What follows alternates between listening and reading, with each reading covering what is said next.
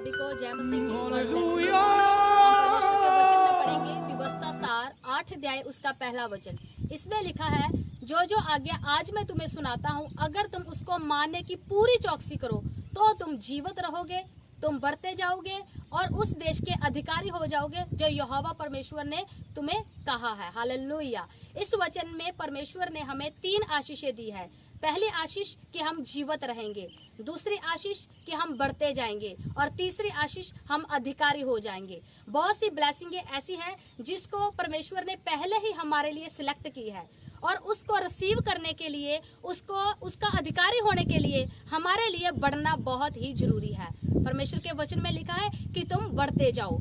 हमारे लिए बढ़ना बहुत जरूरी है और बढ़ने के लिए हमें जीवित रहना बहुत जरूरी है और जीवित रहने के लिए परमेश्वर की आज्ञा को मानना बहुत जरूरी है, क्योंकि वचन में लिखा है कि मनुष्य केवल रोटी से नहीं बल्कि परमेश्वर के वचन से जीवित रहता है। सो परमेश्वर के लोगों, हमें परमेश्वर की आज्ञा को मानने का पूरा यत्न करना चाहिए, तभी तो हम जीवित रहेंगे। लेकिन बहुत से ऐसे हैं जो जीवित रहने पर इतना फोकस नहीं करते, उनको जीने के लिए वो इतना फोकस नहीं करते, लेकिन उनका फोकस बढ़ने के ऊपर होता है। और जब वो बढ़ना शुरू करते हैं तो उनकी जो बढ़ना है वो भाग दौड़ में बदल जाता है और उस भाग दौड़ की वजह से उनका आत्मिक लेवल बहुत लो हो जाता है और उनका जो फिजिकल फिटनेस है वो भी खराब हो जाता है, क्योंकि उनका डाइट प्लान पूरा चेंज हो जाता है। लेकिन प्रभु के लोगों, हमें बढ़ने की बजाय सबसे पहले जीवित रहने के ऊपर फोकस देना चाहिए और जब हम जीवित रहेंगे तभी तो बढ़ेंगे और अगर बढ़ेंगे तो तभी तो हम अधिकारी हो जाएंगे। इसके लिए हमें परमेश्वर की आज्ञा को मानना बहुत ही जरूरी है। और जब हम इसका तीसरा वचन पढ़ते हैं, उसमें लिखा है कि परमेश्वर ने तुम्हें नम्र बनाया और तुम्हें भूखा रहने दिया। हालेलुया।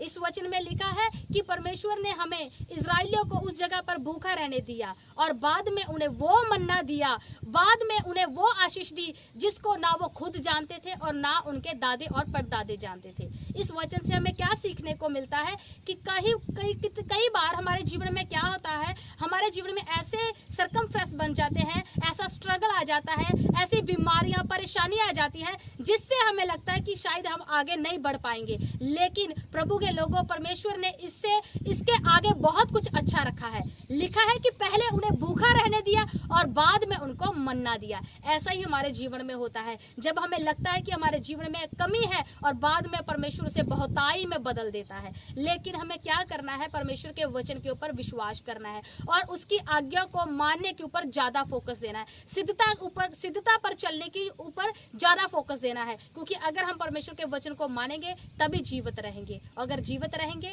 तो बढ़ेंगे, अगर बढ़ेंगे तो हम अधिकारी हो जाएंगे। लेकिन हम क्या करते हैं, हम जीवित रहने के बजाय बढ़ने के ऊपर ज्यादा फोकस देते हैं कि हम अधिकारी हो जाएं। लेकिन हमारा फोकस जीवित रहने के ऊपर होना चाहिए, परमेश्वर के वचन को मानने के ऊपर होना चाहिए। हालेलुया। सो इस वचन से परमेश्वर आपको ब्लेस करे, आप परमेश्वर की आज्ञा को माने, बढ़ते रहें और अधिकारी हो जाएं। यीशु मसीह के नाम से आमीन।